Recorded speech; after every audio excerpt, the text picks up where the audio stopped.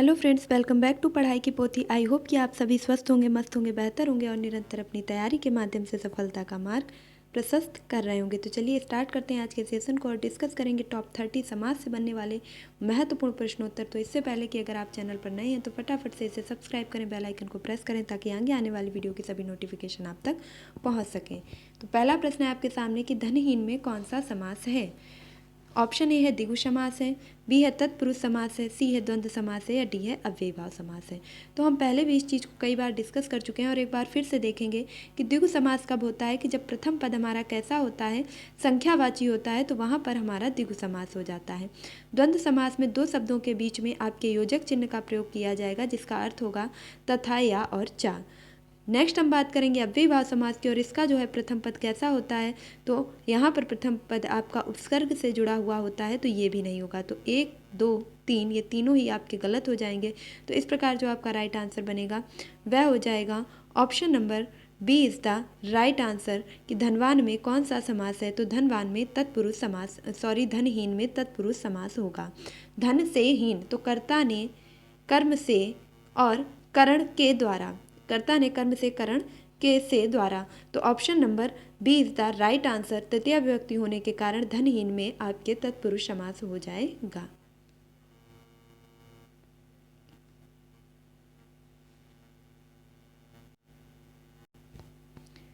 Next question है कि स्वर्गगत में कौन सा समास है। स्वर्गगत में कौन सा समास है। ऑप्शन ए है तत्पुरुष, बी है द्विगु समास, सी है कर्मधारय और डी है द्वंद्व। तो संख्यावाची द्विगु हो जाएगा, योजक चिन्ह चा और तथा में द्वंद्व हो जाएगा, विशेषण विशेष से संबंधित आपका कर्मधारय हो जाएगा, जबकि यदि आपके विभक्ति चिन्हों से जुड़ा है तो वहाँ तत्पुरुष समास होगा। और स्वर्ग आगत यानी कि स्वर्ग से आया हुआ, स्वर्ग से आया हुआ, स्वर्गत, स्वर्गगत। तो स्वर्ग धन आगत बराबर स्वर्ग गत। Option number A is the right answer. यहाँ पे भी करण यानी कि तृतीय विभक्ति होने के कारण तत्पुरुष समास ही हो जाएगा। पुस्तकालय में कौन सा समास है। ऑप्शन ए है कर्मधारय, सी है द्वंद्व, डी है अव्ययीभाव और बी है तत्पुरुष। तो विशेषण विशेष कर्मधारय, द्वंद्व योजक चिन्ह ता तथा चा और से जुड़ा होगा, अव्ययीभाव उपसर्ग से जुड़ा होगा। तो यहाँ पर राइट आंसर क्या हो जाएगा। Option number B is the right answer. पुस्तक के लिए आलय, पुस्तक के लिए आलय। Option number B is the right answer. विभक्ति चिन्ह होने के कारण यहाँ पर भी आपका तत्पुरुष समास हो जाएगा। नेक्स्ट क्वेश्चन है कि दशानन में कौन सा समास है। ऑप्शन ए है बहुब्रीहि, कर्मधारय, द्विगु और तत्पुरुष। तो हम सभी जानते हैं कि संख्यावाची द्विगु और विभक्ति कारक चिन्ह से जुड़ा हुआ तत्पुरुष, विशेषण विशेष से जुड़ा हुआ कौन सा हो जाएगा कर्मधारय। जबकि यहाँ पर क्या है, तृतीय अर्थ में अगर आपके कोई तृतीय पद प्रधान हो रहा है तो वहाँ पर कहलाता है बहुब्रीहि समास, जो कि तृतीय पद अपने आप में एक रूढ़ हो जाता है और किसी एक विशेष व्यक्ति के लिए ही वह प्रयुक्त किया जाता है। तो 10 है सिर जिसके अर्थात रावण, तो दशानन में कौन सा समास हो जाएगा। Option number A is the right answer, बहुब्रीहि समास।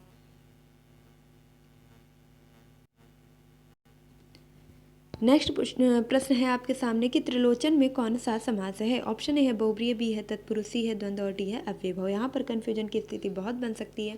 तो पहले तो जो बिल्कुल गलत ऑप्शन है उनको एलिमिनेट करेंगे कि तत्पुरुष में विभक्ति कारक चिन्ह ना होने के कारण त्रिलोचन में, इसलिए आपका ये तत्पुरुष नहीं होगा। प्रथम पद उपसर्गवादी ना होने के कारण अव्ययीभाव भी नहीं होगा। अब बात करेंगे हम दो ऑप्शंस पर जिसमें है बहुब्रीहि और द्वंद्व। तो द्वंद्व भी आपका नहीं होगा, क्यों, क्योंकि यहाँ पर ना तो योजक चिन्ह है, ना तो तथा, चा और या की बात की गई है। जबकि त्रिलोचन का अर्थ होता है 3 लाइनों वाला, अर्थात भगवान शिव के लिए ये शब्द रूढ़ हो जाता है और तृतीय अर्थ जाने के कारण option number A is the right answer. यहाँ पर बहुब्रीहि समास हो जाएगा। अगला प्रश्न देखेंगे और नेक्स्ट है कि कमल नयन में कौन सा समास है। कमल नयन में कौन सा समास है। ऑप्शन ए है द्विगु, बी है द्वंद्व, सी है कर्मधारय, डी है तत्पुरुष। तो संख्यावाची नहीं है तो द्विगु नहीं होगा, योजक चिन्ह या तथा चा से नहीं जुड़ा है तो द्वंद्व भी नहीं होगा, विभक्ति कारक चिन्ह नहीं है तो तत्पुरुष नहीं होगा। जबकि option number C is the right answer, कमल के समान नैनों वाला, कमल के समान नैनों वाला। तो तुलना की गई है, नैनों की विशेषता बताई गई है कि नयन कैसे हैं, कमल के समान है। तो विशेषता बताने के कारण option number C is the right answer. यहाँ पर जो है कर्मधारय समास कहलाएगा। नेक्स्ट क्वेश्चन है कि अन्न जल में कौन सा समास है। अन्न जल में कौन सा समास है। ऑप्शन ए है द्वंद्व, बी है कर्मधारय, सी है बहुब्रीहि या डी है तत्पुरुष। तो देखिए विशेषण विशेषता न होने के कारण कर्मधारय नहीं होगा, विभक्ति से न जुड़ा होने के कारण तत्पुरुष नहीं होगा, और तृतीय अर्थ न देने के कारण आपका क्या है कि बहुब्रीहि भी नहीं होगा। जबकि option number A is the right answer. ये रहा आपका योजक चिन्ह, और जिसका अर्थ होता है और, चा, तथा। तो यहाँ पर अन्न और जल, तो द्वंद्व समास हो जाएगा। Option number A is the right answer.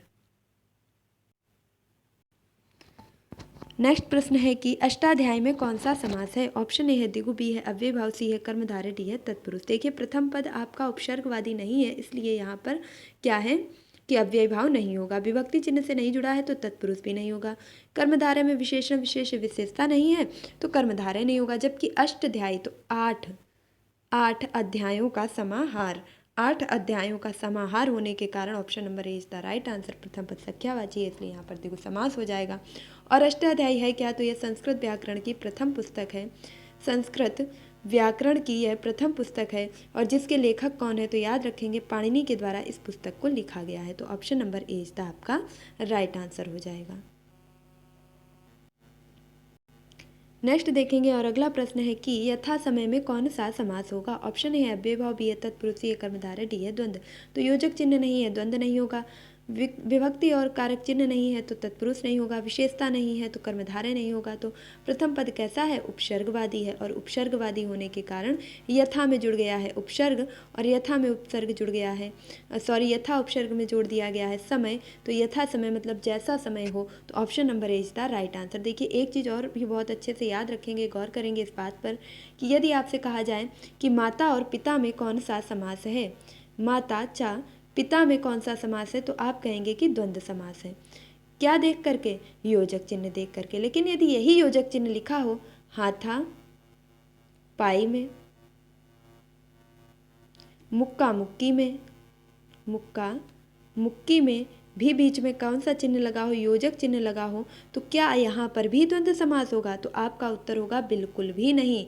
यहाँ पर कौन सा समास होगा, यहाँ पर होगा अव्ययी भाव समास। कारण क्या है, तो देखिए द्वंद्व समास में आपके जो भी दो शब्द हैं उनके बीच में यदि योजक चिन्ह प्रयोग किया गया है तो वो दोनों ही शब्द अपने आप में विलोमार्थी होंगे, विपरीतार्थक होंगे, विलोम होंगे।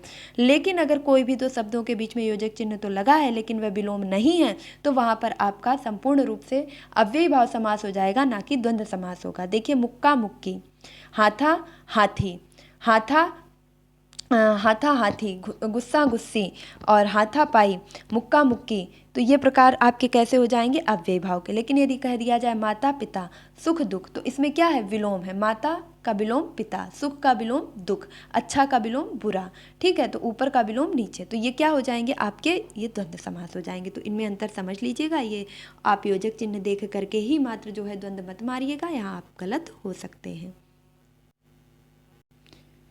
नेक्स्ट क्वेश्चन है कि भरपेट में कौन सा समास है। भरपेट में कौन सा समास है। ऑप्शन ए है अव्ययी भाव, बी है तत्पुरुष, सी है कर्मधारय, और डी है द्वंद्व। संख्यावाची नहीं है तो द्वंद्व नहीं होगा, और आपके विभक्ति कारक चिन्ह नहीं है तो तत्पुरुष नहीं होगा, विशेषता नहीं है तो कर्मधारय नहीं होगा। जबकि भर में क्या जोड़ दिया गया है, भर है आपका उपसर्ग, और इसमें जोड़ दिया गया है पेट। तो ये दोनों ही शब्द अलग अलग हैं, और उपसर्ग से जुड़ जाने के कारण यहाँ पर हो जाएगा अव्ययी भाव समास, भर कर पेट, यानी भर पेट। तो option number A is the right answer. Next प्रश्न है कि बहुब्रीहि समास का उदाहरण है। बहुब्रीहि समास का उदाहरण है। ऑप्शन ए है पंचवटी, बी है करोड़पति, सी है चतुर्भुज, और डी है चरण कमल। तो देखिए जो चरण है वो कमल के समान है, यहाँ पर कौन सा हो जाएगा, कर्मधारय। करोड़पति, करोड़ों का पति है, तो यहाँ पर क्या हो जाएगा, करोड़ों का पति है, तो इसका मतलब हो जाएगा आपका तत्पुरुष समास। चतुर्भुज की बात की जाए तो चतुर्भुज में आपके कौन सा समास होगा, इससे पहले देखेंगे पंचवटी, तो 5 वटियों का समाहार। प्रथम पद कैसा हो गया, संख्यावाची, तो यहाँ पर द्विगु हो जाएगा। तो अब आपका एक ही लास्ट ऑप्शन बचता है और वह है चतुर्भुज, तो 4 भुजाओं वाले अर्थात भगवान Vishnu. Option number C is the right answer. तृतीय अर्थ रूढ़ हो गया है जो कि सिर्फ विष्णु के लिए ही प्रयोग में आएगा, तो ऑप्शन नंबर सी आपका बिल्कुल करेक्ट हो जाएगा। देखिए बार बार उसी प्रश्न को ले रहे हैं और वही प्रश्न आपके सामने है। हो सकता है आपको आज ये प्रश्न सरल लग रहे हो क्योंकि लगातार प्रैक्टिस सेशन आपके लिए चलाया जा रहा है। यकीन मानिए प्रश्न परीक्षा में आपको बहुत ही आसानी से हल हो जाएंगे अगर आप लगातार प्रैक्टिस से जुड़े हुए हैं। तो इस समास का पहला पद संख्यावाची होता है। ऑप्शन ए अव्ययभाव, बी है द्विगु, सी है द्वंद्व, डी है कर्मधारय। तो option number B is the right answer. द्विगु समास का पहला पद संख्यावाची होता है। अव्ययभाव का पहला पद कैसा होता है? उपसर्गवादी होता है और कर्मधारय में विशेषण और विशेषता पाई जाती है, जबकि द्वंद्व समास में योजक चिन्ह चा और तथा या का लोप होता। नेक्स्ट प्रश्न है कि जिस समास का पहला यानी कि पूर्व पद प्रधान हो उसे कौन सा समास कहते हैं? संबंध तत्पुरुष, कर्मधारय, अव्ययभाव या द्वंद्व। तो द्वंद्व में दोनों ही पद प्रधान होते हैं। कर्मधारय में द्वितीय पद प्रधान होता है और संबंध तत्पुरुष में ऐसा कुछ भी नहीं होता है, जबकि सी आपका राइट हो जाएगा कि इसमें पहला पद उपसर्गवादी होने के कारण आपका जो अव्ययभाव समास है वह प्रथम पूर्व पद कहलाता है। नेक्स्ट प्रश्न है कि सप्त ऋषि में कौन सा समास है? तो देखिए सात ऋषि क्या है? सात ऋषि हैं। तो सप्त ऋषि, देखिए पहला पद क्या हो गया? संख्या का में बोध करा रहा है, तो अब आप बहुत ही आसानी से बता पाएंगे। कर्मधारय, तत्पुरुष, द्वंद्व और द्विगु। तो द्विगु में योजक चिन्ह होगा, ये नहीं होगा। कर्ता में विभक्ति चिन्ह ना होने के कारण ये भी नहीं होगा। विशेषण विशेषता ना होने के कारण ये भी नहीं होगा, जबकि option number C is the right answer. सात ऋषि के होने के कारण यहाँ संख्या का बोध हो रहा है। प्रथम पद में ही तो द्वंद्व समास द्विगु समास। तो देखिए मैं बता सही रही हूँ, लेकिन यहाँ बाय मिस्टेक जो है आपका ऑप्शन में गलत आंसर टिक हो गया है। तो आप याद रखेंगे कि द्विगु समास आपका हो जाएगा सप्तऋषि में। Option number D is the right answer. अगला प्रश्न है कि यथाशक्ति में कौन सा समास है? तो ये रिपीटेड क्वेश्चन है, ज़्यादा समय ना लेते हुए कर्मधारय, तत्पुरुष, द्वंद्व और अव्ययभाव। तो यथाशक्ति में प्रथम पद उपसर्गवादी होने के कारण option number D is the right answer, अव्ययभाव समास हो जाएगा। अगला प्रश्न है अजातशत्रु में कौन सा समास है? ऑप्शन ए है तत्पुरुष है, बी है द्वंद्व है, सी है कर्मधारय और डी है बहुव्रीहि। देखिए ऐसा नहीं है कि यहाँ पर विभक्ति चिन्ह नहीं है, तो देखिए तत्पुरुष नहीं होगा और द्वंद्व आपका योजक चिन्ह नहीं है, इसलिए नहीं होगा। कर्मधारय आप एक बार बाय मिस्टेक सोच सकते हैं कि विशेषता है कि जिसका कोई शत्रु ना हो। तो देखिए जिसका कोई शत्रु नहीं होगा उस एक को क्या कहेंगे? अजातशत्रु कहेंगे और वह एक व्यक्ति के लिए ये शब्द रूढ़ हो गया है। और हम याद रखेंगे कि कुड़िक को भी अजातशत्रु की उपाधि दी गई थी। तो कुड़िक को भी उपाधि दी गई थी अजातशत्रु की, जो कि एक विशेष उपाधि थी, इसलिए यहाँ पर राइट आंसर क्या होगा? Option number D is the right answer. Ajatashatru में आपके बहुव्रीहि समास हो जाएगा।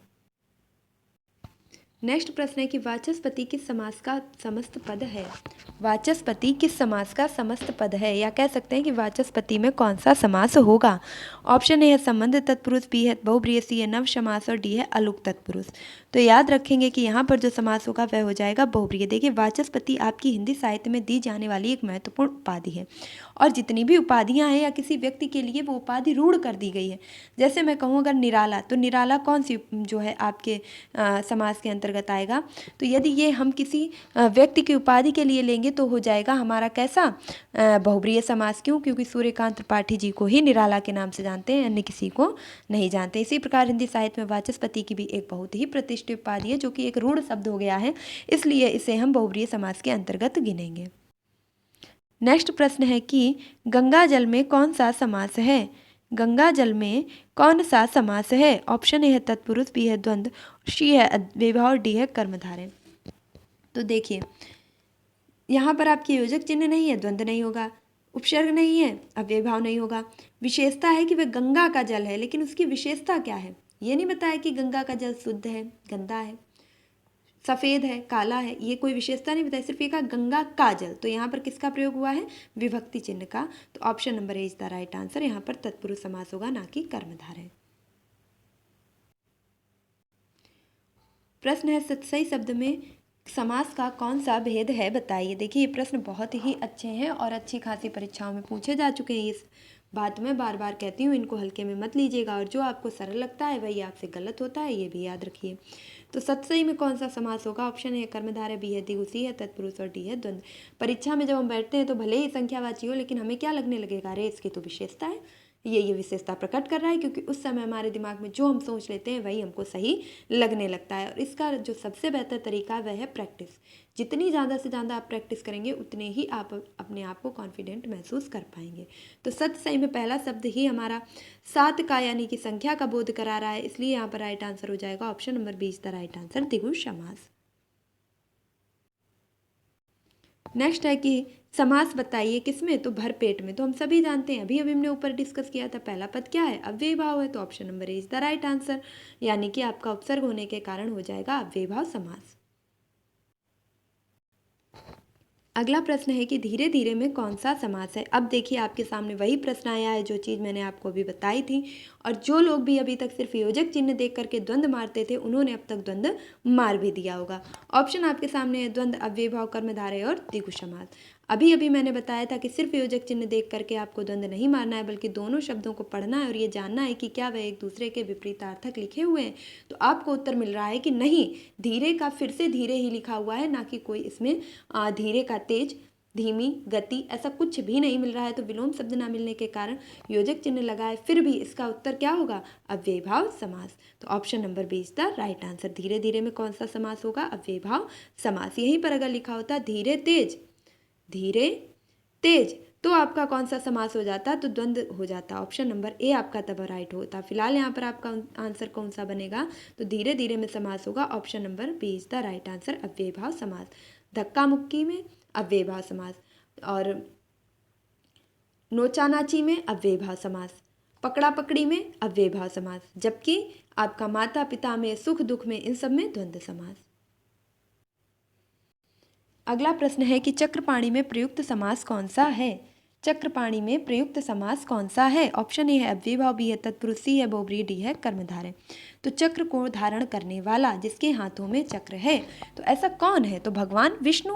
अब कह दिया भगवान विष्णु, इसके बाद और भी कोई मिला, आंसर आया नहीं। तो जब और कोई नहीं मिला तो ये शब्द कैसा हो गया, रूढ़ हो गया, सिर्फ एक स्पेशल व्यक्ति के लिए प्रयुक्त हुआ। तो इसलिए तृतीय पद प्रधान होने के कारण और वह पद कैसा हो गया, रूढ़ हो गया। तो option number C is the right answer, चक्रपाणी में बहुब्रीहि समास हो जाएगा। नेक्स्ट क्वेश्चन है कि चक्रपाणी, चंद्रभाल तथा सुलोचना में क्रमशः कौन सा समास है।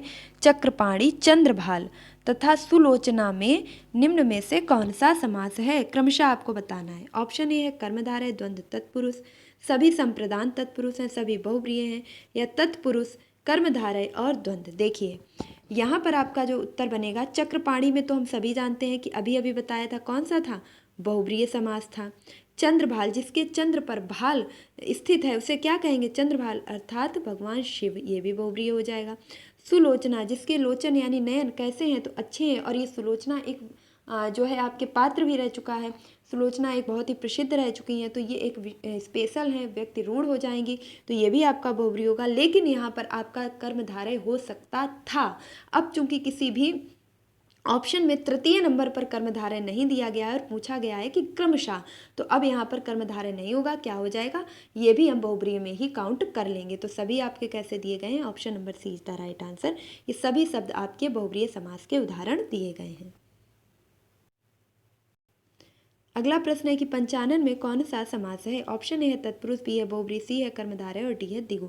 तत्पुरुष नहीं होगा क्योंकि विभक्ति कारक चिन्ह नहीं है, कर्मधारय नहीं होगा क्योंकि यहाँ पर कोई विशेषता नहीं है, विशेषण से नहीं जुड़ा है, और बहुब्रीहि और द्विगु। अब यहाँ पर बनती है कन्फ्यूजन की स्थिति। पंच से हमें बोध हो गया 5 का, और पहला पद हो गया संख्यावाची, तो हम कर देंगे फटाक से द्विगु। अब हम इसका थोड़ा सा आगे बढ़ेंगे और देखेंगे आनन, और आनन माने हो गया मुख, और मुख का मतलब हो गया जिसके 5 हैं मुख। क्या ऐसा कोई व्यक्ति है, तो उत्तर आया कि ब्रह्मा जी, और ब्रह्मा जी के मुख हैं 5, और क्योंकि ब्रह्मा जी सिर्फ एक ही ऐसे व्यक्ति हैं जिनके 5 मुख हैं, क्या इसके अलावा कोई दूसरा है, तो उत्तर आएगा नहीं। और जब वह एक ही व्यक्ति हैं, तो एक ही व्यक्ति के लिए जब स्पेशल रूप से कोई शब्द प्रयोग किया जाता है तो वह अपने आप में रूढ़ हो जाता है, और तृतीय पद प्रधान होने के कारण यहाँ पर बहुब्रीहि समास होगा, ना कि द्विगु समास। तो अंतर समझिएगा कि संख्यावाची होने के बाद भी यहाँ पर द्विगु समास क्यों नहीं हुआ है। क्यों नहीं हुआ है, क्योंकि इसका जब हमने पूरा विश्लेषण किया तो हमें इसमें एक रूढ़ शब्द मिला और तृतीय पद प्रधान हो गया, तो हो गया बहुब्रीहि समास। तो option number B is the right answer. यहाँ पर द्विगु नहीं बल्कि कौन सा होगा, बहुब्रीहि समास। यदि आपको कभी परीक्षा में ऐसा होता है कि बहुब्रीहि नहीं मिलता है तो आप क्या करेंगे, तब आप द्विगु मारेंगे, लेकिन ऐसा होना जो है पॉसिबल नहीं है, वहाँ को आपको बहुब्रीहि मिलेगा ही मिलेगा। सरासर में कौन सा समास है। ऑप्शन ए है द्वंद्व, बी है द्विगु, सी है अव्ययी भाव, डी है तत्पुरुष। तो देखिए सरासर, फटाफट, सरा सर, फटा फट, कब कब, ये सभी आपके एक प्रकार से योजक चिन्ह से जुड़े होते हैं। तो ऑप्शन ए है, यहाँ पर द्वंद्व होगा। देखिए द्वंद्व होता जब यहाँ पर योजक चिन्ह के इधर उधर दोनों पद कैसे होते, विलोम होते, वो तो है नहीं। तो द्विगु संख्यावाची बिल्कुल भी नहीं है। तत्पुरुष विभक्ति कारक चिन्ह वो भी नहीं है। तो option number C is the right answer. दोनों ही पद समान होने के कारण यहाँ पर अव्ययीभाव समास हो जाएगा। तो हमने कई उदाहरण आपको दे दिए, सरासर, फटाफट, कब कब, धीरे धीरे, आगे आगे, चल चल, उठ उठ, रुक रुक, ये सभी कैसे हो जाएंगे, अव्ययीभाव समास के उदाहरण हो जाएंगे। अगला प्रश्न है, योगदान में कौन सा समास है अव्ययीभाव, तत्पुरुष, कर्मधारय और बहुब्रीहि। देखिए योगदान में कोई शब्द, कोई स्पेशल व्यक्ति, कोई स्पेशल स्थान, वस्तु के लिए निकल नहीं रहा है, तो बिल्कुल भी नहीं होगा। पहला पद जो है यहाँ पर उपसर्ग भी नहीं है, योग किसी प्रकार का उपसर्ग नहीं होता, इसलिए अव्ययीभाव नहीं होगा। विशेषता ना होने के कारण कर्मधारय नहीं होगा। तो option number B is the right answer. योगदान में तत्पुरुष समास होगा। योग के लिए दान, तो संप्रदान के लिए यहाँ पर विभक्ति कारक चिन्ह जुड़ने के कारण आपका तत्पुरुष समास हो जाएगा। अगला प्रश्न देखेंगे। नेक्स्ट प्रश्न है कि त्रिवेणी में कौन सा समास है। ऑप्शन ए है कर्मधारय, बी है बहुव्रीहि, सी है द्विगु और डी है द्वंद्व। तो प्रथम पद हमारा संख्यावाची है, तो हम बिना देखे जो है आगे की व्याख्या करेंगे, लेकिन यहाँ पर राइट आंसर क्या होगा, option number C is the right answer. त्रिवेणी में आपका द्विगु समास हो जाएगा। तीन वेणियाँ, वेणियों का मतलब यहाँ क्या है, तीन नदियाँ, या कह सकते हैं कि तीन धाराएं आपकी जो है वह कहलाएंगी त्रिवेणी। तो option number C is the right answer. देखिए यहाँ पर बी भी बन सकता है, यहाँ पर कंफ्यूजन की स्थिति रहेगी, और अगर यहाँ पर आयोग जो भी प्रश्न आपका सही मानेगा वही आपको जो है उत्तर मानना पड़ेगा। फिलहाल यहाँ पर ऐसे प्रश्नों में अधिकतर जो है कॉमन नंबर ही दे दिए जाते हैं। तो फिलहाल आपका उत्तर बनेगा द्विगु समास। Option number C is the right answer. अगला प्रश्न है, चौमास में कौन सा समास है। चौमास में कौन सा समास है। ऑप्शन ए है द्विगु, बी है द्वंद्व, सी है कर्मधारय, डी है तत्पुरुष। विभक्ति कारक चिन्ह नहीं तो तत्पुरुष नहीं, योजक चिन्ह ता तथा चा का और का लोप नहीं तो द्वंद्व नहीं, विशेषण नहीं तो कर्मधारय नहीं। चौमास, चार मास, चार मास, तो कौन सा हो जाएगा पहला पद संख्यावाची। Option number is the right answer, द्विगु समास। अगला प्रश्न देखेंगे, युद्ध में स्थिर रहने वाला किस समास का विग्रह पद है। जो युद्ध में स्थिर रहने वाला, इसमें जब हम विग्रह करेंगे तो कौन सा समास आएगा। करण तत्पुरुष, अलुक तत्पुरुष, संप्रदान तत्पुरुष, संबंध। कि संबंध का मतलब होता है का, की, के, रा, री, रे। करण के लिए,